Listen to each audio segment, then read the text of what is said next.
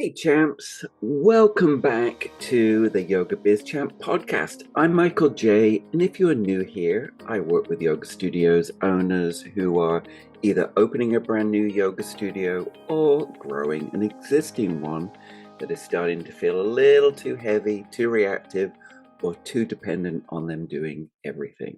Sound familiar? And because I owned a yoga studio for 13 years, built it, ran it, grew it, and eventually sold it, I know that studio ownership is not just about teaching great classes or having a beautiful space. It's the team, it's the schedule, it's the marketing, it's the customer journey, and it's the decisions you are making every single week behind the scenes. And sometimes it is a feeling that you're just trying to keep up with it all. I know that feeling. I probably know that you know that feeling too. And this month is marketing month, and I wanted to do something a little bit different today. So, if you've listened to the last couple of episodes, we've had some really great conversations around marketing, visibility, content, and what it actually takes to get your yoga studio in front of the right people.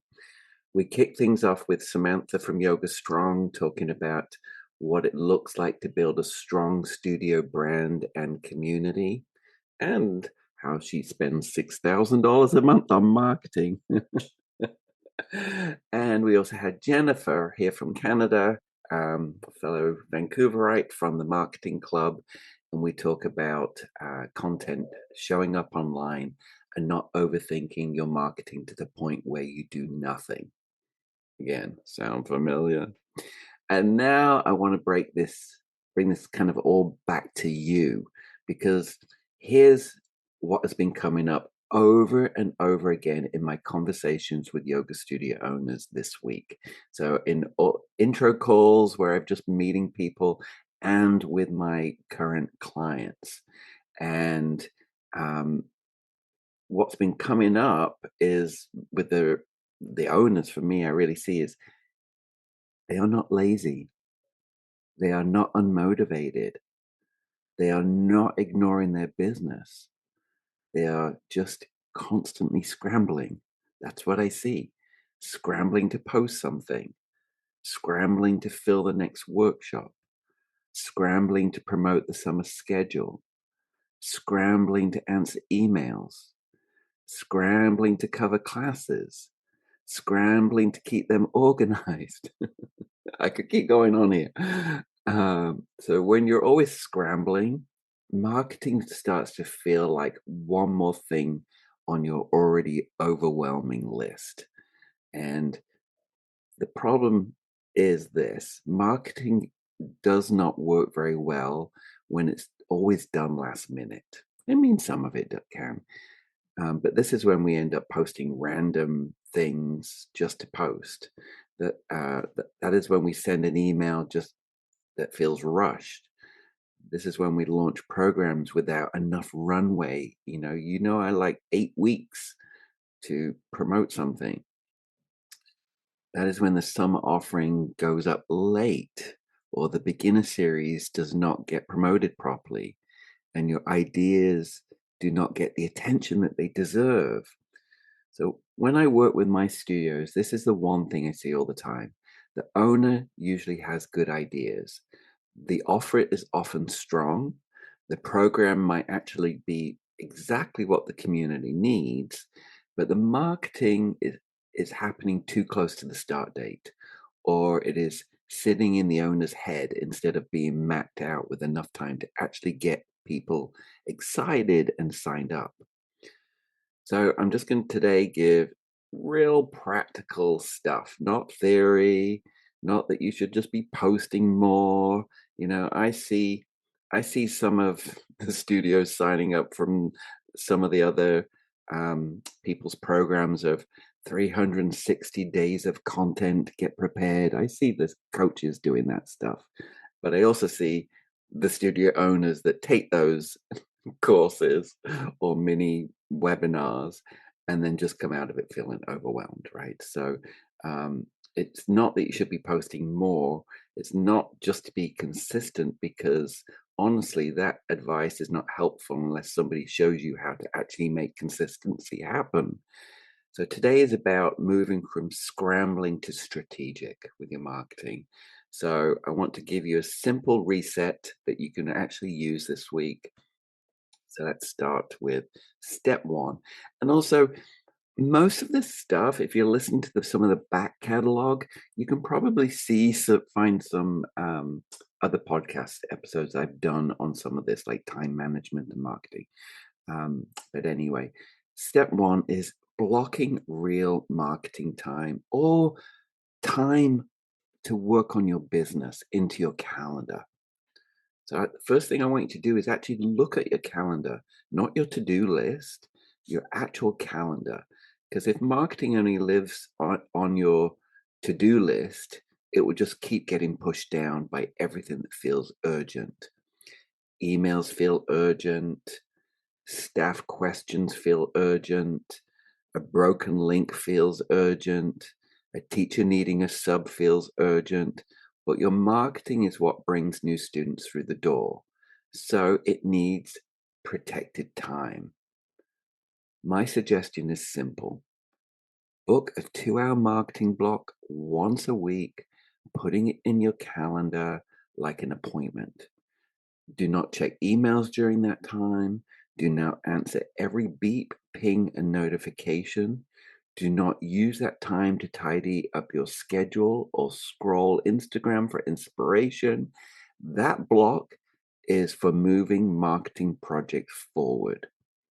Your summer programs, your intro offers, your beginner series, your social posts, your email campaigns, your local partnerships, whatever your current focus is. So if you've listened to my podcast, you know that I color code my calendar for this because I want to visually see where my actual business building time is going. And this is something I say to studio owners all the time. If you want to feel more in control, you have to stop waiting for free time to magically appear, right? You have to book it, right? So this week, I'll give a real example of me. I have a new business coach and a marketing company, all in one kind of thing that I'm really excited about. And he gave me homework to do. And so I looked at my week. He said, "When can you do it?" And I looked at my week and I'm like, 2 weeks' time. And then he turned around and said, like a good coach should, "How about next Friday?" Which was 1 week away. And I'm like, okay. And then he said, "That's about 4 hours of work, homework you need to do. Book that time into your schedule." And I did. I booked 2 4-hour sections in my schedule and some more actually. And I got it all done by that Friday, right? And then my homework's done and I'm ready for my next 2-hour onboarding meeting, right? So that time was booked, right? So if you want to feel, again, more in control, you have to stop waiting for that free time to magically appear. Book it. And when I'm coaching a studio owner, this is often the first reality checks. We can talk about strategy all day long, but if there's no protected time in the week to actually move the strategy forward, it just becomes another good idea that never gets implemented. And that's one of the things I love about seeing and my coaching program is that we meet weekly. So those tasks get moved when you've got somebody helping you, saying you need to do these by next week. All right.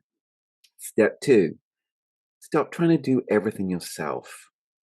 This is a big one, really. If you've listened to the if you've listened to this podcast and you've listened to those people that are very successful, those studio owners, they talk about not doing it themselves. You hear that consistently in all the seasons of this podcast. This is a big one. A lot of yoga studio owners are still operating like they have to touch every single task. They write the emails, they build the graphics, they update the website, they answer the DMs, they cover the classes, they fix the tech, they clean the studio, they manage the team, they create the programs, wonder why they are exhausted. Yeah. Here's the truth. Most successful studio owners are not the ones doing everything themselves. They're usually the ones who have figured it out, what they're actually best at, and then they get the help with the things that slow them down or block them from getting things done. Because the pieces all still need to get done, right? So that doesn't always mean hiring a full-time person. It means getting someone to help with the Canva graphics. It means having a VA schedule your emails. It may mean paying a bookkeeper. It may mean having a front desk person help update their website, right? It may mean training a team lead to take ownership of community events, right? For my business, bookkeeping was always my big block, right? And now I have an amazing bookkeeper that has me done every quarter on time, has my year end done time. Like that bookkeeping blocked me. It slowed me down. It drained my energy. It gave me anxiety. So I do not pretend that I should be the person doing that just because I technically could. So as a studio owner, your job is not to prove you can do every task now, although it is good to know all the roles. So it's important to have done them. Your job is to build a business that works. So ask yourself, what is one task you keep holding on to that someone else could probably do better, faster, or with less emotional drama than you? And that is a marketing conversation too. Because when you free up your time from the wrong tasks, you can actually focus on the work that grows the studio. And when I work with my grower studio clients, this comes up a lot. The owner is often the bottleneck, not because they're doing anything wrong, but because too many decisions, tasks, and approvals still have to run through them. Part of the work is figuring out what actually needs the owner's brain and what can be systemized, delegated, automated, or moved to somebody else on the team.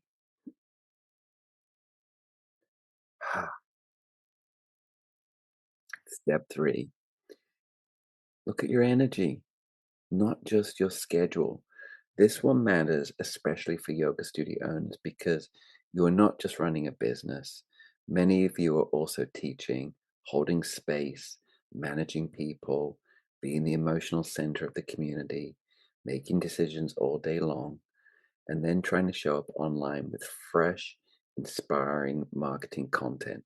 That's a lot. So when you look at your week, I don't just want you to ask, do I have enough time? I want you to ask, do I have enough energy? Are you teaching too much? Are you trying to create marketing content after your most exhausting day?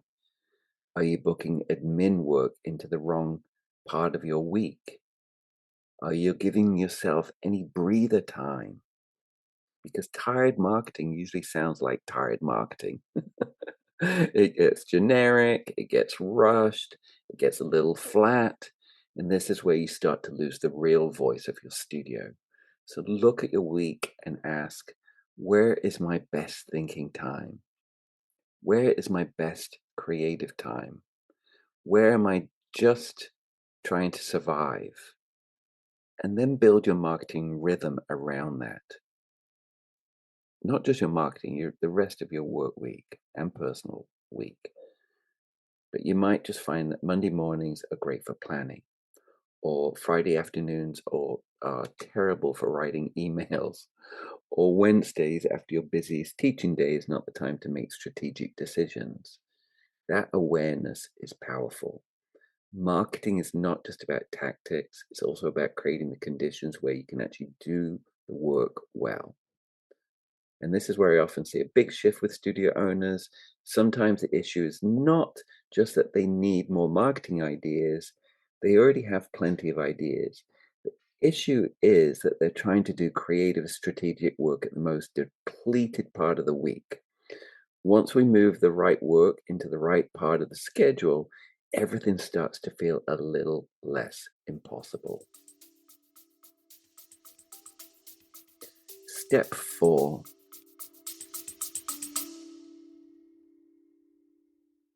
Hey champs, I want to tell you about a platform I genuinely believe in, Offering Tree.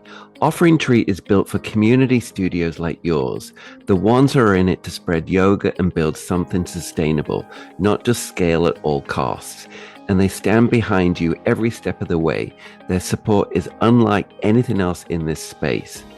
When you email them, a real person responds, someone who knows your name and your business. Studio plans include free data migration, one-on-one onboarding, live office hours, twice monthly coaching calls, and an active community of business owners who are on the same path. This is what holistic support actually looks like. Yoga Biz Champ listeners get 50% off the first 3 months. Hit the link in my show notes. Build one simple system at a time. This is where people get overwhelmed. They think they need a massive marketing system, a full content calendar, a launch calendar, a lead generation system, an email funnel, a social media strategy, a paid ad strategy, a referral system, a community outreach plan. Yeah, those things do matter, but you do not have to build everything this week. Start with one system. For example, create a repeatable checklist for every program you launch. Actually, I have that checklist. I just remembered that I actually have a program checklist. So if you go to Instagram, sideline here, go to Instagram, send me a direct message. I will give you the link to that checklist. It's literally a checklist for all the launch things you need. All right. But anyway, that checklist includes program name, program description, dates, teacher, price, booking software setup, website update, email announcement, social post, Instagram stories, Facebook posts, last call emails. I could keep going on here, but it's a system. It doesn't have to be fancy. It just has to stop you from rebuilding the wheel every single time. My studio owners know when we launch a successful summer program, if it works, it's rinse and repeat the next year. We've got the website, we've got the ads, we've got all those things, right? So this is where the studio owner loses so much time. They launch a summer program, then a beginner series, then a workshop, then a teacher training, and every single time they start from scratch. That's exhausting, right? So these systems give you freedom, not because they make your studio boring, because they give you more brain space to be creative, connected, and strategic. So this week, do not try systemizing your whole business. Pick one thing, that you do repeatedly, and turn it into a checklist. This alone can change how prepared you feel. This is a huge part of both my starter studio and grower studio coaching work. For new studios, we're always building the systems before opening the studio, so the owner is not launching from chaos.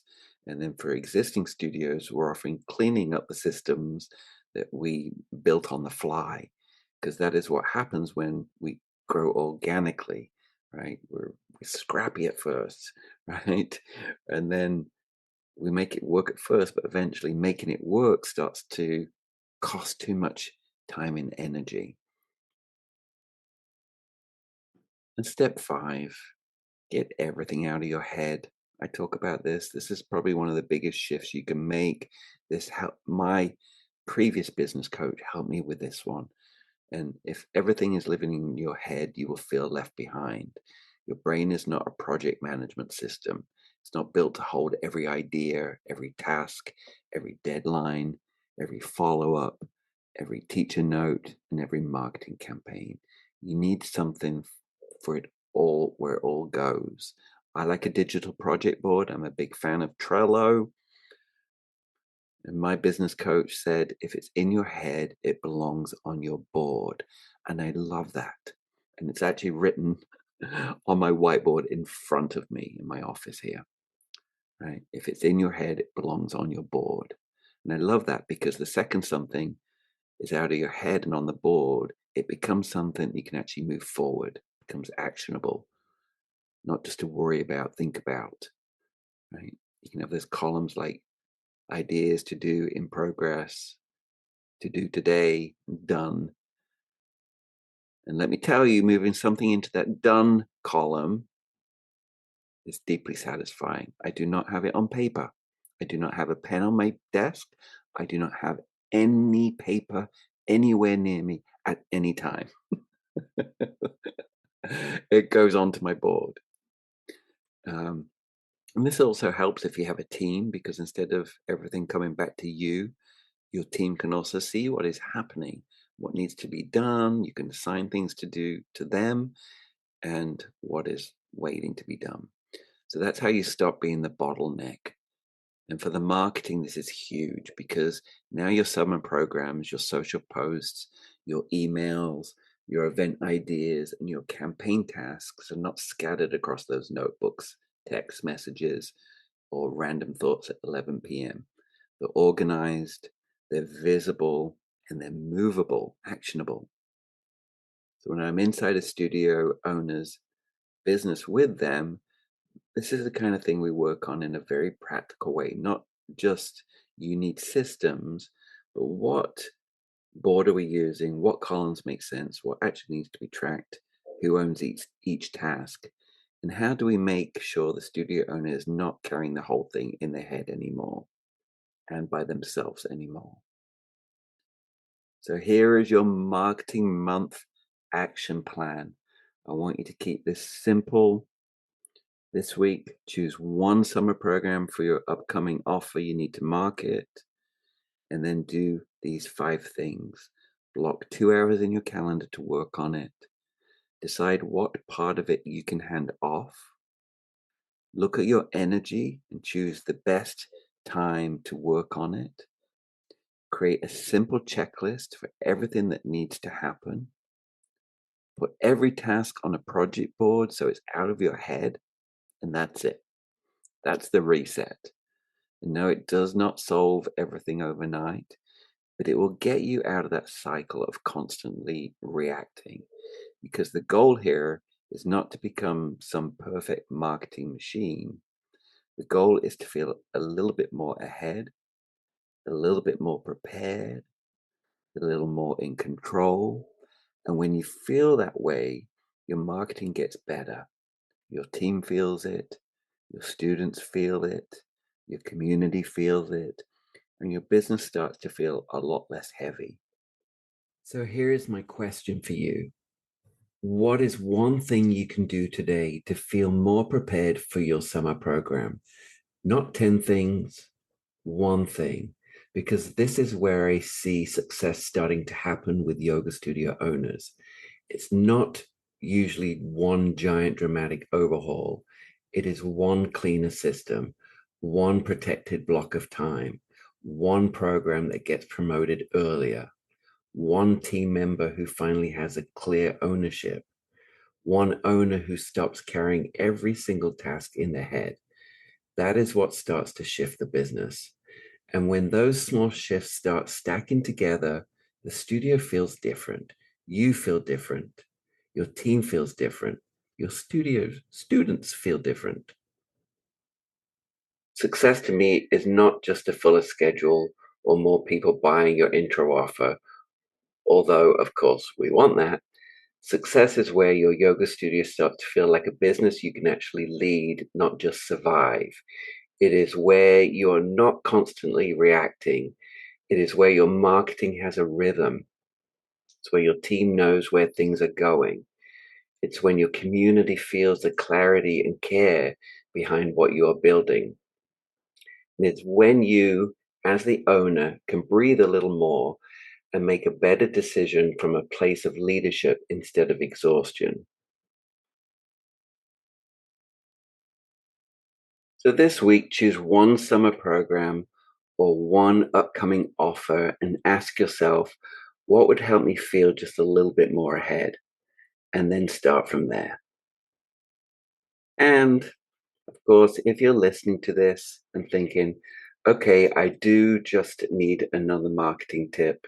And if you're listening to this and thinking, okay, I do not just need another marketing tip, I need someone to help me look at the whole studio. that is exactly where my coaching work comes in. So if you're dreaming about opening a yoga studio, my Start a Yoga Studio coaching program helps you build the foundation before you even open the doors. The business model, the brand, the schedule, the team plan, the marketing, the launch strategy, and all those things behind the scenes that can make or break the opening.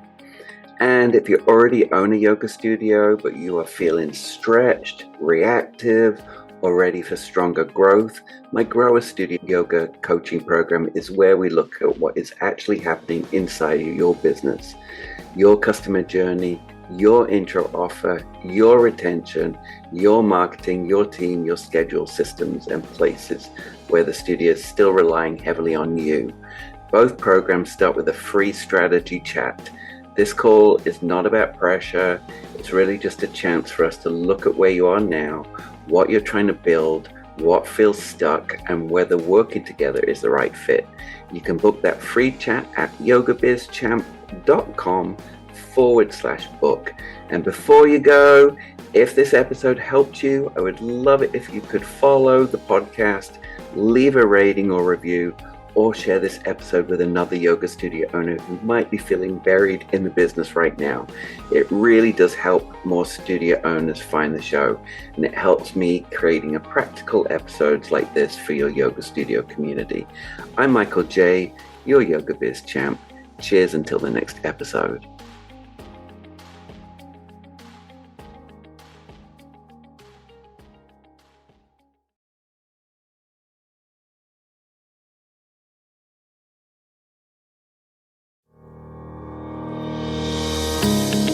Thanks for tuning in, champs. If you've enjoyed today's episode, please subscribe and leave a review. It really helps me out a lot.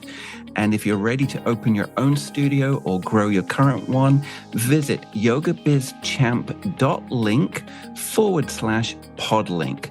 Again, that's yogabizchamp.link/podlink to book your free strategy call with me and explore my Start a Studio and Grow a Studio packages. And you'll also get access to all of my free Yoga Biz Champ resources there. And you can also check out the video content on YouTube for more insights, and follow me on all social media platforms at Yoga Biz Champ. See you next time.